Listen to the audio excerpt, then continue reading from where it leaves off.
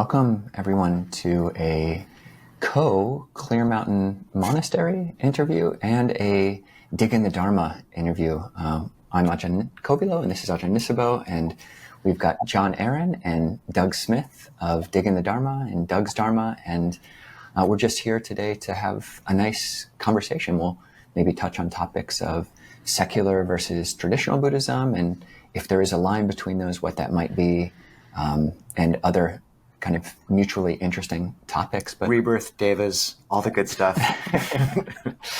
Let's go for it. All right. Well, let's start off with just each of us introducing ourselves and maybe how we're coming to this conversation.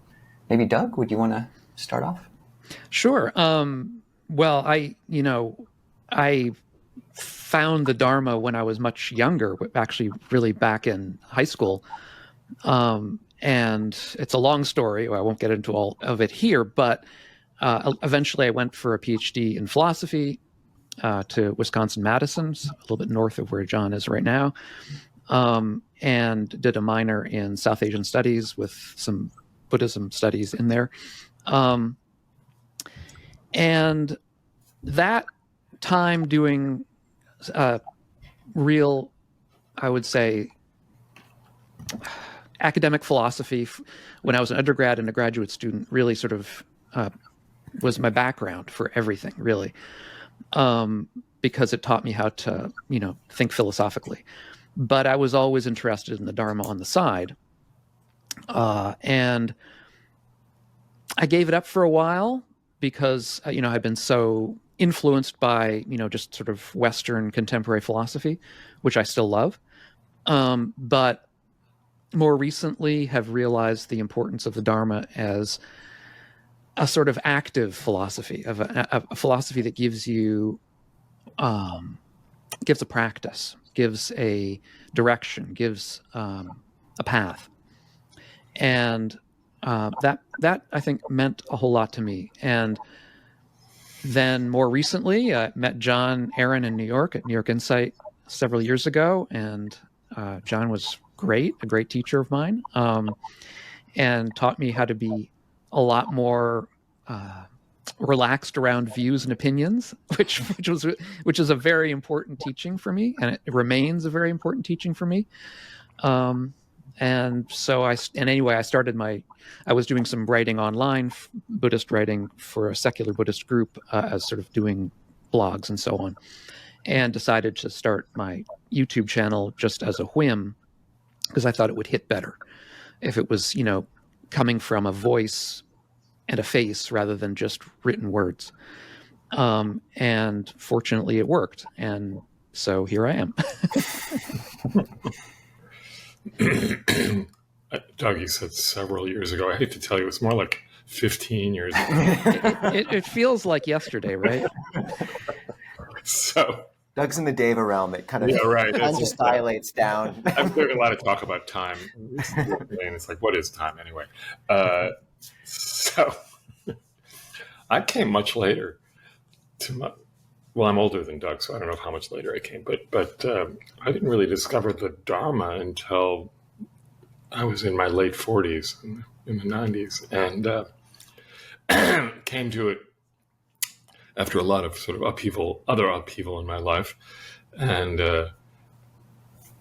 I think, and somebody introduced me to Thich Nhat Hanh's work, Miracle of Mindfulness, and somehow I fell onto Stephen Batchelor's Buddhism Without Beliefs, which was really helpful and transformative. Actually, it was at that moment that I realized this was really resonating. And, I just started going on retreats in the late 90s, early aughts. And a few years later, fell upon a teacher. I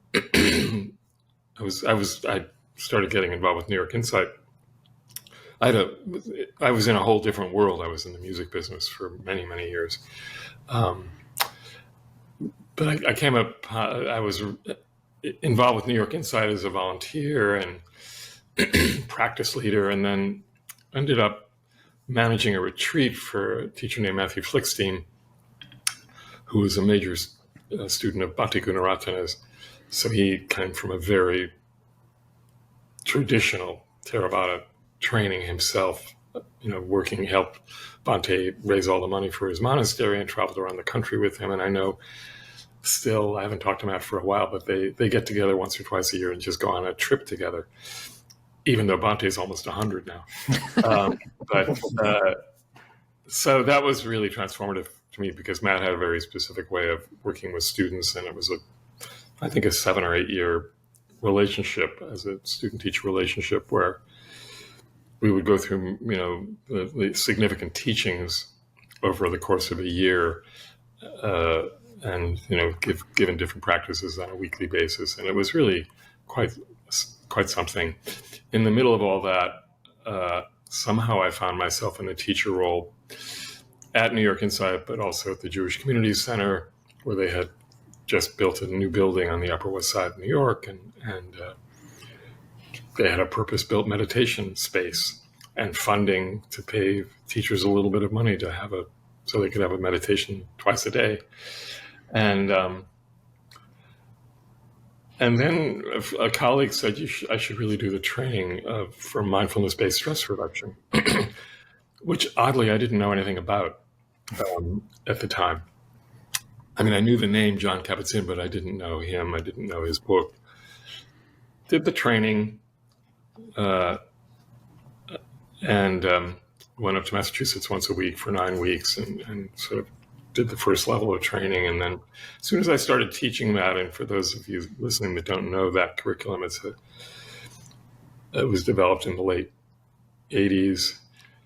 70s, mainly in a hospital. It was developed in a hospital setting, primarily for people with chronic pain.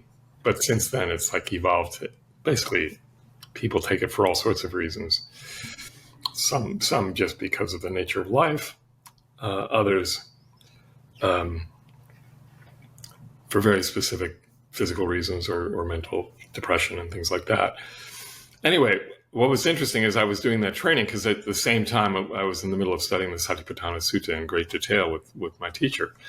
And, I'm listening to I'm going through this training. I'm thinking, well, this is just that, basically, with new language, and as I've now gotten to know Jon fairly well, Jon Kabat-Zinn, and we talk, he lives in the same town where my sister does in Massachusetts. So we generally will, when I'm there, we'll go out for a walk and just talk Dharma the whole time. And so that line that we're, sort of veering into around sacred, secular, to me is a very thin line, if it's there at all. In any event, partly through my work with Matt, but also just meeting other teachers, particularly as we were talking about earlier, Kittisaro and Thanissaro, while I'm rooted in these early teachings, I'm really fascinated by some of the Chan teachings and Zen teachings, and I integrate them whenever I can because I find them so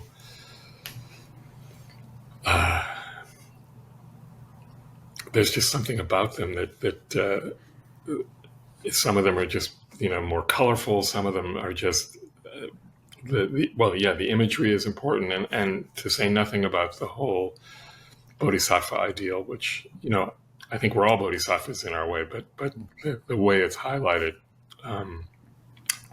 to me is quite significant and has had a pretty big impact. So I'm here now in Chicago. We still have our daily online group, which has been going since COVID, and I've started a group here. I'm part of the Spiritual Life Office here, which allows me to do other things, and mainly it gives me a nice ID so I can get into the various events here. It's been a nice change actually from living in New York. So anyway, happy to get to know you guys, and let's see where this goes. Yeah, you as well. And I think we will probably maybe co-release this on each of our podcasts, and would recommend Diggin the Dharma and Doug's Dharma for people who don't yet know those. Those are both YouTube channels, and at least for Diggin the Dharma, it's a podcast. But I'll just introduce myself. I'm, as I said, Ajahn Kovilo, and something which I think all of us have in common is that we're all convert Buddhists or converts to the Dharma. None of us were born in a Buddhist country or into Buddhist families, but it's interesting the different threads into which we come into this convert Dharma, convert Buddhist scene. Is for Doug, it's through an intellectual or scholarly bent, through reading, and then for John, just practice bent or the mindfulness-based stress reduction. For myself, my first introduction was the Goenka retreats, which it is for many people. And another shared thread is the emphasis on pragmatic Buddhism, though, not all intellectual or scholastic Buddhism is pragmatic or praxis-oriented. Doug is also interested in the practice of it. And for me, that was really foundational from the beginning, and felt very fortunate, went very deep into the Goenka tradition very fast, started sitting, although I'd done nothing religious before one of those retreats. I was raised Unitarian, but whether or not you can call that a religion is maybe depends on who you ask. Unitarians might not even admit that, but afterwards, sitting religiously an hour in the morning, an hour in the evening, and trying to keep the 5 precepts, which is something I'd never heard of before. And eventually I feel grateful and that my life did lead me more towards the monastery and towards renunciation, and first entered a monastery in 2006 and have been living at monasteries pretty much ever since then. And Ajahn Nisabho and I are currently involved with setting up Clear Mountain Monastery in Seattle. And it's really a beautiful life. I feel like monastic life, which we lead a life based on very clear set of rules and outward signs of renunciation, really can be co-emergent with a really strong sense of inner well-being. So that's kind of what our practices are based in, and it's working for us. And I think we both want to be monks for the rest of our life. And it's great to be able to talk Dhamma and interview and speak with other teachers. We're also multi-influenced, all of us, both Theravāda and other teachings. And pass it over to you, Ajahn. That was great. Good to meet you both. I mean, Doug, we've talked to you before and watched your videos, and John, Space to Meditate, which is one of your kind of online forums you hold where everyone gathers and meditates together. Ajahn Kovilo does something very similar, and it's just, we live in a strange realm of Zoom and sanctity mixed together in a cloth that I think is overall quite beautiful. And I grew up in Spokane, ordained, discovered the Dhamma, etc. But, just to zoom in on the moment now with us, because I think it's relevant to the conversation, is we landed in Seattle, from the forests of Thailand 4 years ago. It's the most secular city in the U.S. And, we really actually expected, you look across the landscape of the U.S. right now, and you have more secular coded meditation groups that generally are baby boomers and up, I think. It's an older crowd, and that's fine, and it's great. But we didn't know how these robes would land and all that, the tradition, the accoutrement, coming into Seattle. And what's been so interesting is, there's been a huge number of young people involved. And so it strikes me that there is some interesting line that all of us touch, Doug, I know that you're, with, what's the organization? It's Secular, or the Secular Buddhist Association? Yeah, Secular Buddhist Association. But you have such profound respect for the texts and all this. And obviously those aren't mutually exclusive. And even, I'm actually in agreement. We were talking before this conversation about the line between secular and sacred that might not be the right distinction. It might be more secular and traditional that we have to sort of speak to. Who knows? But there is something interesting there to sort of talk about. So maybe a good entry point would be either talking about what each of those terms mean to us, or we could drill into one specific instance and just talk about how we've approached the teaching on rebirth or something like that. What do you all think would be the right way to begin the conversation? Both of them. We'll get into specifics, but I think awesome. That line. I should say also that I forgot to say that one of the young people that I met here, he's not a student here, but he was. When I was talking about this podcast coming up in Clear Mountain, he said, "Oh yeah, I was in Seattle a number of years ago, and I met one of the monks was out doing alms round, and I shook his hand, and I wanted to hug him until I realized. Anyway, it was the first time he had had a contact with a monastic, and then he went to Thailand and sat for a month at one of the centers there, and it was like that was just a funny. It was it was Ajahn Kovilo, he met you, and it's like he wanted to hug you. It's like no, and that's a really interesting fact there. This secular. Well, I don't know, Doug. You should define what it means to be a secular Buddhist. Sorry. Yeah, I mean, John, you don't consider yourself secular Buddhist anyway. I mean, we should get that out of the way first. Yeah, I don't. I'm the only one here who, would define myself that way. It's a label. Guess. It's a label. It's a label, and it's the only reason to use it is just because it describes something, which is, I mean, I don't want to give a huge a very specific definition for something as amorphous as secular Buddhism, because it means something different to everybody. A lot of people are really turned off by the word secular. That's one of the reasons why, originally my YouTube channel was Doug's Secular Dharma, and I realized that was both confusing people and turning people off, and people were commenting on it and getting confused by it and saying a whole bunch of things that I didn't think true, so I just took that out. But to me, it just means a this life practice, and leaving aside as speculative questions of future lifetimes. If there are any, then there will be, and if there aren't, then we're practicing now anyway. That's kind of how I see it. Sort of the supernatural accoutrement, as you were saying, of Buddhism, I find interesting. Certainly from a scholarly perspective, it's interesting.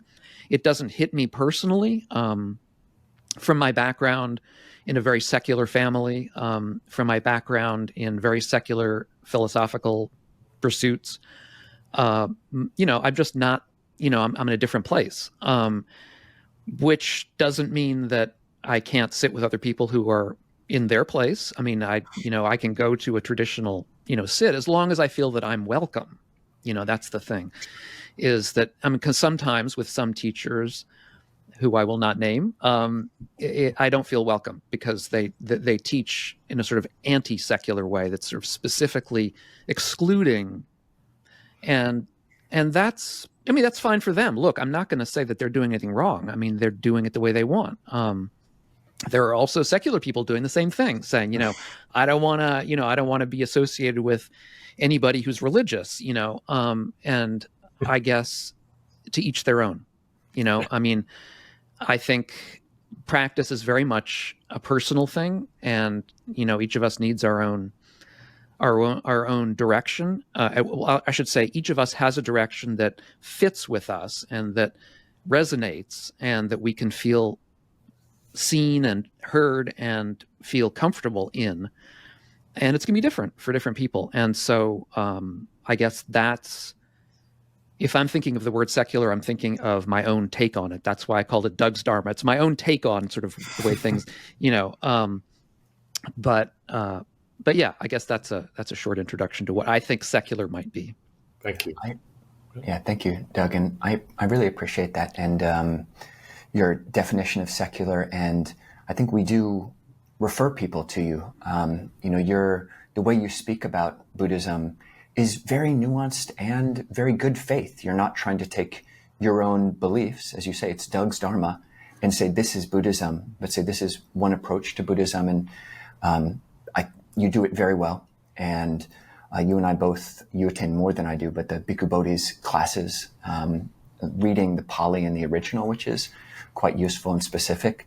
So maybe just to define traditional Buddhism, we've got some people would draw a distinction actually between Theravāda and EBT, or early Buddhist texts. Bhante Sujato has a great, calls it checklist. And I think, Doug, you've done a whole video comparing early Buddhist texts, which are a subset of the full Pali canon, versus Theravāda, which is very much influenced by a later strata of texts and by commentaries. And there are distinct differences in the flavors of those. And Ajahn Nisabho and I both, although we very much, don't problematize the word Theravāda. We tell people we're Theravāda monks, and we do very much the teachings of that Bhante Sujato pulls out from that early Buddhist strata are the ones we feel closest to, and honestly easiest to access from a modern mind. There's a lot which has been added in successive generations and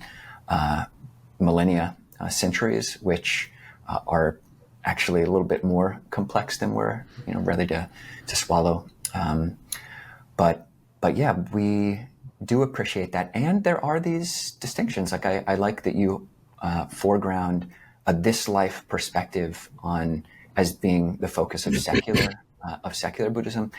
And I think for us, I mean, Ajahn Nisabho and I, you were sort of born in a Buddhist family, but I certainly wasn't, and so wasn't raised with any kind of belief, Unitarian atheist family, wasn't raised with beliefs in an afterlife or multiple lives, samsara. But I do find it, and it is in the early teachings. It is the Buddha is talking about it in the Pali Canon, and I do find it fascinating. And actually, I'm, for whatever reason, willing to take this rebirth postulation as a working hypothesis, and actually a useful one. So I think we might at some point talk about the utility or pragmatic Buddhism as how that affects things. And yeah, I don't know, Ajahn, if you wanted to add anything to that. Yeah, we're experimenting with numerous cameras. No, I think what Ajahn Kovilo said is great. And, it strikes me that there's two levels of right view, which you both, I'm sure, realize as well. Like there's super mundane right view, which is the Four Noble Truths. And then mundane right view, which is this tenfold list of like, there is the fruits and results of good and bad action. There is this world and the other world. There is spontaneously reborn beings. There are, there's nirvana basically as well. And, for me, what secular and sacred implies, like one etymology of sacred implies a setting apart. And for me, this touches the limits of Western psychology, which often will trace back a sankhara or a storyline to someone's history. And there's a real limit there because you can only do that so often before it becomes a path of diminishing returns. Mm-hmm. And for me, like the sacred is this acknowledgement in Buddhist practice, like that the heart can achieve something apart from greed, hatred, and delusion truly, and step outside of all those storylines somehow. And for me, that's associated with the Four Noble Truths, and it's available to any practitioner, really, whether or not you take on all these other beliefs as well, or at least, to some extent. Whereas I consider secular and sacred to be available to all of us, whereas with traditional or ones that might involve the mundane right view of like different realms, it's like the context. And for me, why that's interesting, it does provide context and interesting, ways to talk about the Dhamma. But what's beautiful is because of chaotic, in Buddhism, karma is, and how conditions manifest as a chaotic system. And one feature of chaos theory is scale and variance. So any pattern that repeats on a small level repeats on every scale of every vista you could go to. So, whenever we talk about devas, yeah, you can talk about the existence of such beings, but also just what does it feel like to be in a deva mind state? And Ajahn Sucitto said, we in the West have psychology and the Buddha had cosmology, and he did acknowledge these things as well. But so for me, there is interesting, like, I think secular Buddhists can touch the sacred too. I think that for me is associated with the Four Noble, Transcendent Noble Truths, whereas traditional touches this other realm of mundane right view a little. So just throwing that out. Yeah, absolutely. No, I was definitely going to go there as well. That for me, the mundane right view involves things like rebirth and so on. Super mundane, at least what my way of coming to the super mundane right view is to say that it involves letting go of all views. I mean, of not clinging to views, of not identifying with views. And that is all views, including it's a kind of it does get you into a different kind of a more paradoxical mindset. And I think that, to me, is an example of what you might call the sacred. And I think that view of that, see, it's also a view, right? It's that interpretation of a mundane, or I should say super mundane right view, is one that can be had by both people from a secular or non-secular mindset, because at the end of the day, whether the distinction between secular and non-secular is just a distinction in views, but the important thing is not the views that you hold so much as the way you hold them in Buddhism. I mean, that's the way I understand it. I mean, the practice is to teach you how to hold views properly, and that is much more important than the character of the views. So, I mean, so long as the character of your views are not causing you to, go out and kill people and cause suffering and harm, willy-nilly. Right. I mean, so long as you're behaving in a kind and compassionate way. Otherwise, the character of your views is of relatively little importance, I think. So, yeah, I think what's really interesting and the teaching I do. So another way of being with it is, the thing about, say, teaching mindfulness-based stress reduction is it's taught, generally speaking, in secular settings, whether it's a hospital or a therapy center or I did teach it at New York Insight, but it was still the sort of it is a secularly languaged teaching, and some people who teach it are coming from a psychological place, from a psychotherapeutic place. Some people who teach it are coming from a dharmic place, and we teach it very differently. But what's interesting is the people that come to a course, for instance, I've had people in classes who have far more meditation experience than I did. They've been practicing in the Zen tradition for 30 years before they took an MBSR class, but they never figured out how to integrate one with the other, the practice with their life. I have other people who, are starting from zero in terms of meditation experience. And after week one, they've suddenly, recognized the nature of non-duality, which doesn't even, specifically come up in a MBSR class. It's underneath it all, but it's not, and for me, once I kind of, and I think that the difference for me is that, just going back to that paradox, is accepting the paradox and having some faith.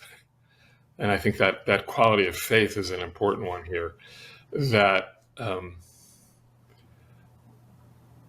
my life is going to unfold in a particular way, and certain aspects of it I have control over, certain aspects I don't. But I have faith that everything will be okay, in a sense, that it's whatever happens is going to be okay. I have faith that when I'm practicing loving kindness practice and this notion of radiating loving kindness, I have faith that it's landing somewhere. And that level of faith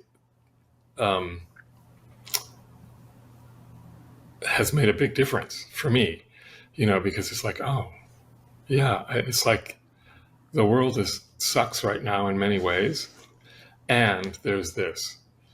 And it's interesting, I was reading this morning a poem to our Sangha that ended with the line, and I forget where it was from.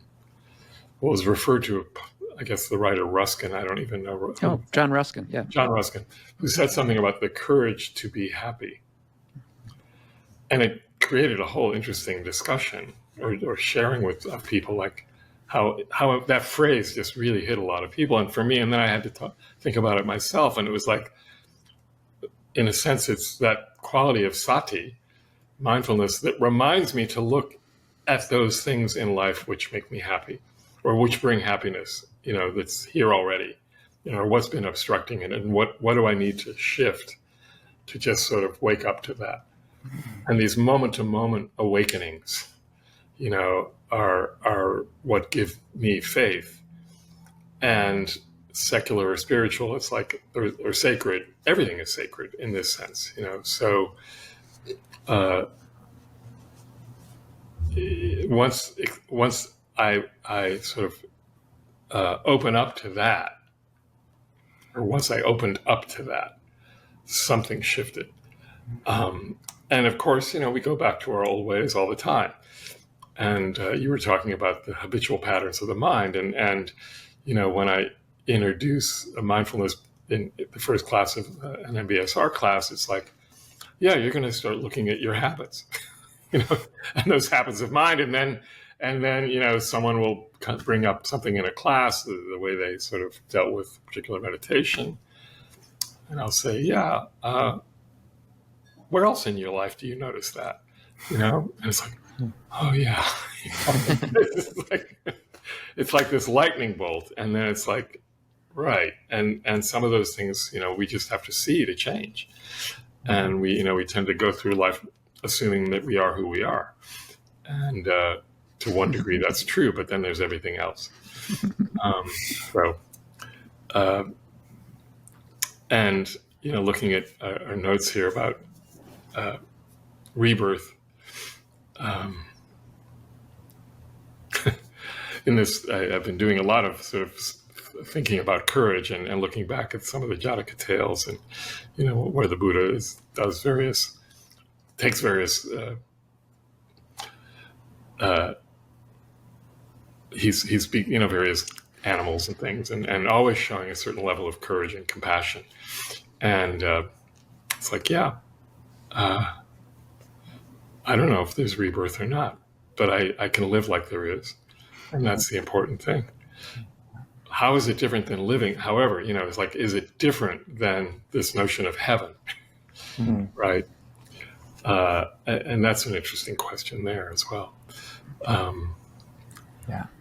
I mean, one of the things that struck me also about the courses over at the New York Insight when I was there with you, John, was that we would have a very ecumenical audience, at times. A lot of Christians, a lot of Jewish people, who are practicing in their own religion. And this openness, that this is also what I consider part of being secular, is this openness to people from different traditions who might be able to benefit from the Dharma, and not trying to say, okay, we are this religion and you are that religion. And so, if you want to enter this door, you've got to let go of those beliefs and take on these beliefs. And that to me was great. That was one of the reasons why I when I first got to New York Insight, I was like, I feel at home here.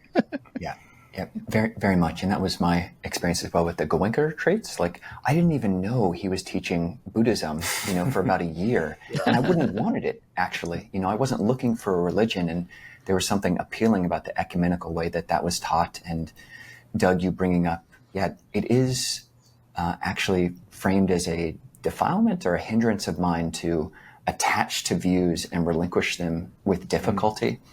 And I think, to your point, John, there's a sutta called the well-taught. And here the Buddha says that a teaching is not well-taught if you talk about faith to somebody who doesn't have faith, or you talk about generosity to somebody who's stingy, or you talk about wisdom to somebody who's not yet wise. And I think that's really important, to be sensitive and have some just metacognition about who your audience is, who you're talking to, what the effect will be, because that's really one of the supreme skills of the Buddha, is that he could know who his audience was, and not trying to push something which someone is not ready for, which is just not the right teaching for the moment. John, you bring up faith, this word saddhā in Buddhism, which literally means da, like the Dharma. The root means to place. And sad, S-A-D, means the heart. So it's literally the placing of the heart.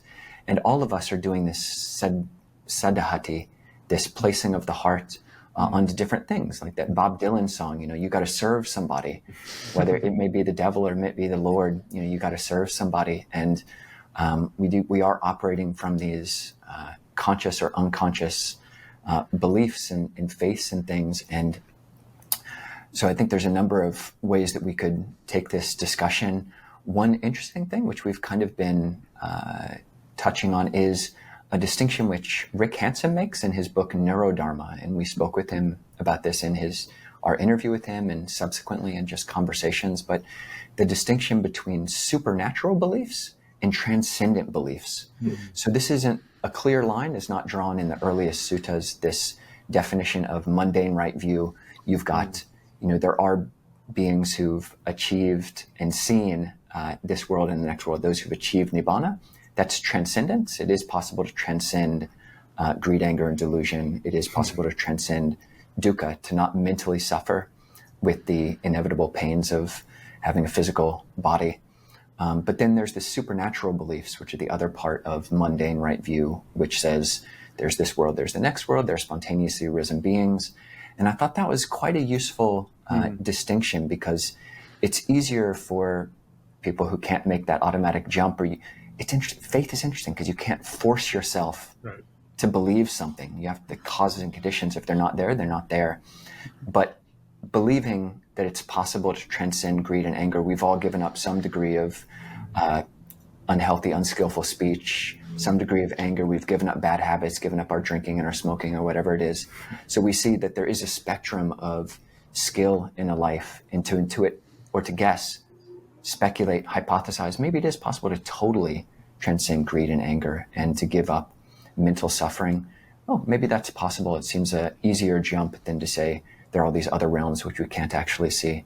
I don't know, Ajahn, if you wanted to take that thread or another thread in that conversation. That was great. Yeah, the distinction between transcendent and what was the other one? Supernatural. Supernatural. Mm-hmm. Although from the Buddhist perspective, I guess, or the traditional one, you'd say it's all natural. But I think that's really good. And it speaks to what I was sort of zeroing in on here as well, where when we say like what's sacred, when I think about meeting someone I consider sacred, usually it's them embodying the Brahma Viharas, like love. Like if I meet someone like that, I really think, oh, this person's kind of sacred. And it resonates, I mean, in Buddhist cosmology, the Brahmas are associated with the jhanas and also, these aspects of loving kindness, and that's sacred. And maybe why that's so significant here with the transcendent thing that Ajahn Kovilo is mentioning, and John, you motion towards with dissolution of patterning, is like the limit of Western psychology feels like you step away from these patterns, but because there's nowhere to step onto, you can only step so far, and you just end up kind of dancing a little bit. Where he's like, one of the beautiful things about the Brahma Viharas is like they illuminate the chitta and some part of the human heart which is somehow beyond those patterns. And when you have both of those ingredients in the mix, like the letting go of view and pattern, and also stepping into some very deep resonance, which is transcendent, and which is kind of illuminated by developing the Brahma Viharas, that allows someone to transform in a way that is very powerful and potent. And and these technologies of the heart, like faith and ritual and devotion, there is a place where those become, there's a substrate of the psyche which speaks in Jungian terms of embodiment and ritual and story. And like those technologies which are traditional, I think can invoke that Brahma Vihara place a bit as well. And the final thing, like there's so many fun threads here, but is, I love, Doug, your definition of like secular just means it's a big tent, anyone's welcome. And there's an interesting phenomena where like on the surface, we seem very non-secular as monks dressed up in robes. But what I've seen is like with a technique like Goenka, because the identity is predicated on technique, it's very strict in technique. You can't practice a different technique at Goenka. And in fact, if you do practice a different technique in the interim, you can't go to a longer retreat. Whereas because the identity of a tradition is held together by ritual, by gravitas, by lineage, you have monks practicing all sorts of things. There's very little, and so there's an interesting thing there where like on one level, it's not always as simple as like what looks like a non-secular, that code of broad big tent is an interesting thing to look at as well. And I think you do have to navigate like which aspects of that you speak to with people. So opening that up to all of you. Just one thing, and I think the Buddha was this way too. I really appreciate what you were saying about the sutta you were referring to about when to teach what to who, right? For me, there's also the faith. There's a faith that everyone is sacred, every being is sacred, right? And that every being has the seed of awakening. I mean, we all have that potential, whether it comes in this lifetime or some other lifetime, or this moment or some other moment. And I think what was interesting is a kind of interesting realization that nobody, that didn't come from a teacher, was the third noble truth. There is freedom. It's like, when I first read that, it's like, oh, that means like complete freedom, that would be nibbana. Yeah, there is that, but we have freedom in every moment of meditation, the potential for that freedom in every moment of meditation, recognizing those moments in meditation, whether it's whatever tradition you're meditating in. There is that moment where you realize, oh, yeah, the mind isn't reaching out for anything. It's just here. And that's the third noble truth, right? That's the moment where you realize that the potential is there more and more, and that it adds up. And it took me a long time to get to that place. And then once I was in that place, it was like, oh, right, okay, so this is where the relief from stress, or the release from suffering, or the release from pain, whatever it is, that's the moment that people have to look at, and that everybody has that potential. And so the sacredness of every being and the potential that every being holds is I think a place where that's an important perspective to have for me. It's an important place to hold. I had somebody in a class, an MBSR class, who just loathed anything that smelled of spirituality or sacredness. It's like there was in one of the day-longs, my colleague read a poem that had something about the burning bush, and it was like, that was too much for him. It just turned him off completely. And it was like, whoa, okay, you can't, but I sort of held out hope for this guy, and I don't know what happened, but something. It's sacred one way or the other. Yeah, exactly, yeah, and it was like, I loved the guy. I mean, it was just because he was so honest about it all, but it was just amazing to sort of see that sort of reactivity. And that's just where people are at any given time, and how do you hold that? And I also think that, and I love the teachings where there's this notion that, we have to remember there's a backstory to everybody. We don't know it unless we're a Buddha. We don't necessarily know the backstory, but everybody has a backstory, and that's what they're bringing to us in the moment, or they're bringing to their practice in the moment. And of course, I don't think many people, especially when they come to meditation, they're not even thinking about their backstory until it comes up in the meditation, and then it's like,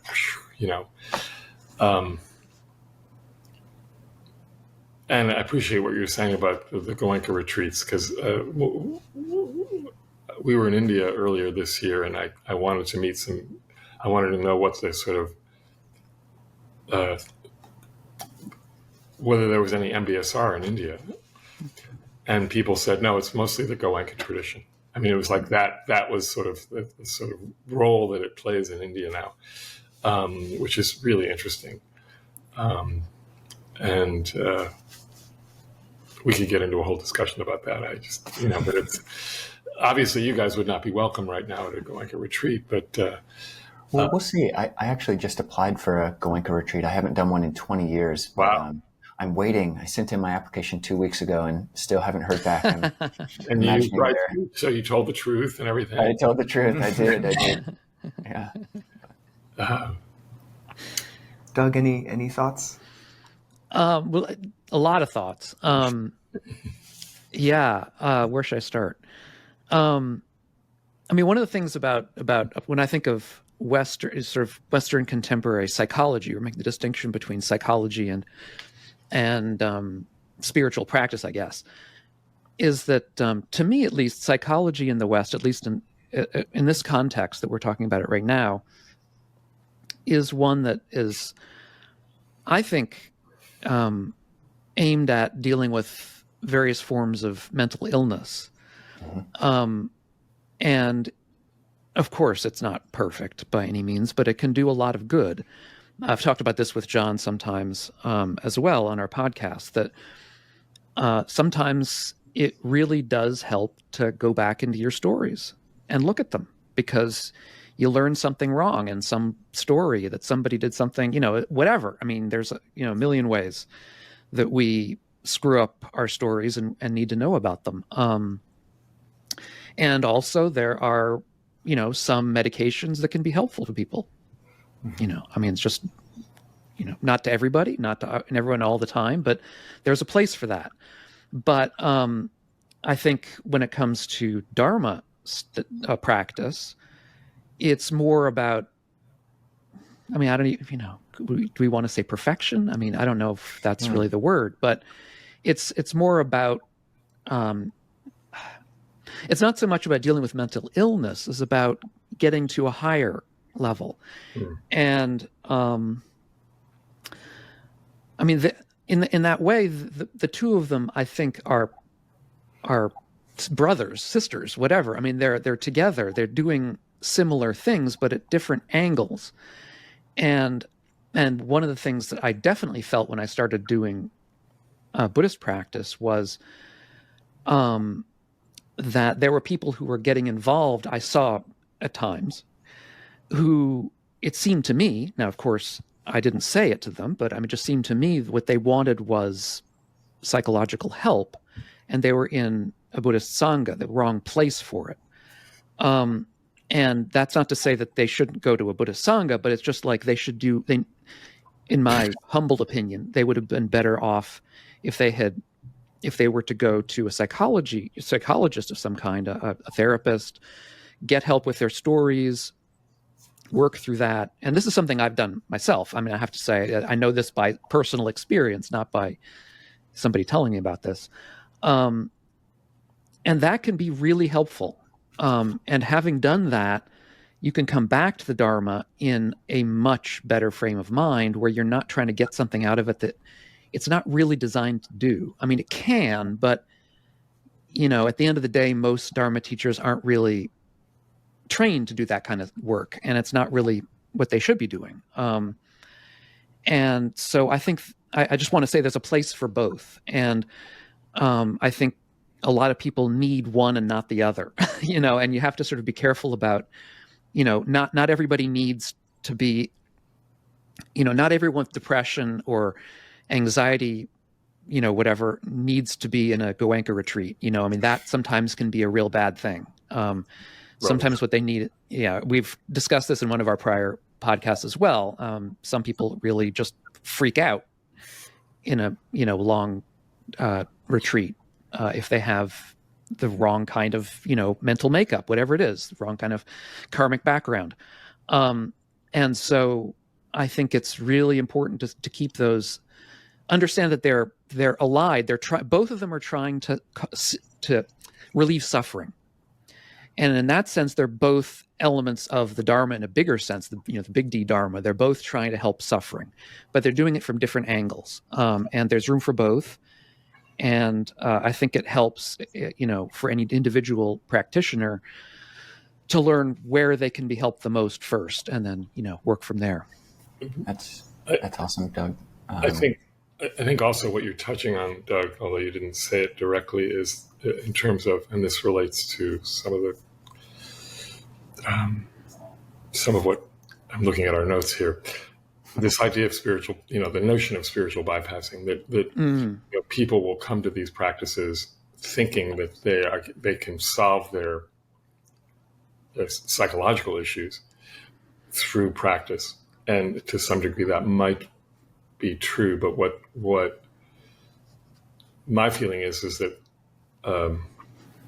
the practices can support and enhance that work that one does on a psychological level, of course, and that it's really important for any of us that are teaching to be able to recognize those moments where somebody is bypassing, thinking they can get around that. Now, there's another kind of spiritual bypassing, which is not related to psychological issues, but it's related, and this may open up a whole other can of worms, but it's related to the world and, the political situation of any moment, but this moment, or, the international conflicts, and sort of when is it, do we use our meditation as a way of escaping from that, or do we use our practice as a way of relating to that in a particular, in a way that actually takes it in fully and allows us to both accept and do whatever is possible, without getting wrapped up in,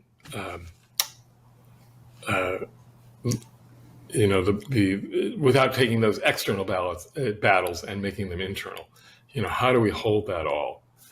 And I know I've had, somebody in our Sangha who really has a difficult time whenever politics is brought up. And yet it's who we are. It's like both of my partner and I, it's like when we're teaching, we teach from the headlines if we need to. Why not? I mean, it's all there. It's all part of the samsaric world we live in. And how do we hold that and work with it? So that's that kind of spiritual bypassing. Yeah. Yeah, no. It's definitely worthwhile to discuss spiritual bypassing. And I think something which is being pointed to, there's a whole set of discourses in the Samyutta Nikaya, the connected discourses, which are about elements, or there's a phrase which goes that beings come together and associate based on shared elements or shared qualities. So it's interesting. You've got suttas where people who like great wisdom, they go to Sariputta. Those who like magical powers, they go to Mahamoggallana. Those who are interested in the divine eye go to Anuruddha.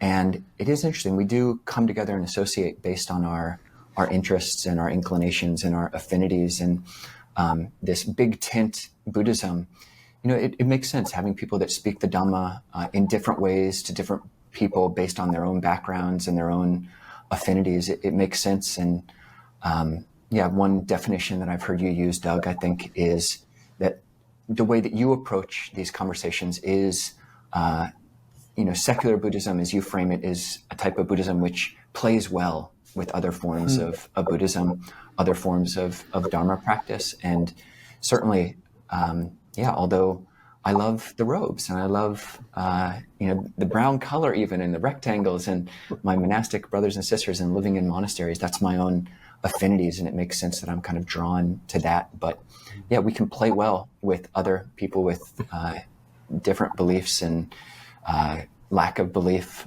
And in terms of spiritual bypassing, it is one of the reasons that I do love the Sangha is that it does provide a mirror. I mean, John, you mentioned having a partner. A partner is a great mirror. And so can the Sangha, especially if you've got a great teacher, like I ordained at Abhayagiri with Lumpur Pasano, who, he became an abbot, looking after junior monks the year that I was born. So basically has been shepherding or kind of serving as a guide and a mentor with utter integrity, the whole time that I've been alive. And to have those, honestly, the way that I was picking up the Goenka teachings was a spiritual bypass. I was becoming weird in multiple ways. And to come into the Sangha, normalized in a certain way. Ajahn Nisabho uses this framework of judging one's own spiritual maturity is to be tracking 3 metrics, which are flourishing, normalcy, and warmth. Flourishing, normalcy, and warmth. And this isn't a particularly existent Buddhist list, but it is a good thing to be tracking. And I was not flourishing. I was becoming abnormal. And though I thought I was practicing metta, things were a little bit cool and cold in my conception of things and my lived experience with others.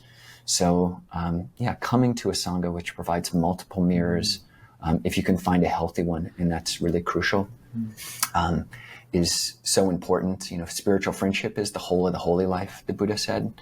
So finding different ways for us not to be able to spiritual bypass. And as you say, Doug, this Freudian quote that, psychotherapy can take one from hysterical misery into common unhappiness, is a good start. Talked about that. My dad is a psychiatrist, and talking about that with him. But psychology can take one further than that. The psychology of well-being, and certainly Buddhism as well, is a study in happiness. No, I think that's right. I mean, it's a study in going beyond that level of, that'll take you from the real misery. The psychology will take you from the incredible misery to just regular own unhappiness, and then that unhappiness. Then you're at the first noble truth, and then, okay, now we can work with that in the Dharma. Absolutely, I think that's helpful. And what you're saying, the quote that Ajahn Kovilo mentioned from you, Doug, around secular Buddhism plays well with others, and just this aspect of play. Alice Gopnik, a psychologist at the University of Berkeley, I think, mentions these 3 kinds of fMRI results for brain scans. And there's spotlight awareness, which is fixated on a certain object. There's lantern awareness, which is very broad, and you see these map easily onto different meditative approaches. But then there's a third type of, and I think to how we hold views, either you accept everything and it's all good, or you fix it on one. But there's a third kind of awareness, which I think is good to aim for in practice and in how we hold these 2 realms, and that's play awareness. And it oscillates, and it allows you to interact with other people and have Kali and Nimitta. I don't know, that's a good paradigm, the playfulness of, it's so important. These like dancing on this edge of the 2. Right. Absolutely. Yeah. No, and also I was going to say that, when you say, I probably did say somewhere that secular Buddhism plays well. It depends how you hold secular Buddhism. There are some secular Buddhists who don't play well with other people. Yes. But, okay, that's fine for them. I was that way at one point, not about secular Buddhism, but about other things. Back in my philosophical days, I was, very set in particular views. That's what you're trained to do in an academic context, is to get fixed to your views and to defend them to the death, in articles and so on. So it really is an issue of training how to hold views. I think that is so, that to me, that's like the center of the Dharma. That's like, because that's kind of my thing, is views. But anyway. Yeah, and I think the mistake that people make is that they're not supposed to have views. Right, which is difficult because we can't get around with it. We have views, whether we want to or not. Yeah. Whether you claim to or not, you will have views. Yeah. I'm sorry to say. How do you hold them? Yeah. Well, you two, I think we may be coming towards the end of our hour. My gosh. Time flies. Time does fly. Sorry, I'm reminded of Click and Clack, the Tappet Brothers. You remember those guys? Yeah, cards off. We used to say at the end, whether you like it or not, you've just wasted. No. we have this big list of things we were going to talk about, and I think we might have hit the first one, if that. No, we touched on more than that. I think we did. Yeah, actually, yeah, and we can do it again. So. I would like that. This is, I really enjoyed the conversation, and it's good to be able to talk more on this thing, which is really, I think, at the heart of a lot of people's practices. Do they need to choose secular or a more traditional type of Buddhism? And I think people will naturally lean in one direction, or when they find a flavor that they like, they'll kind of incline more that way, but to actually be able to have these conversations in a way which does, I thought we've all played very well with one another. It's the practice that matters, not the beliefs. Yes. It was great to meet you, Jon Aaron. This is the first time we've actually met you, and just Pleasure. the space you're holding, and Doug, it's always a pleasure. You know, And For me too. we're coming out there in Seattle and like, please, if you do, come visit us. We would really like that. okay, it'd be lovely.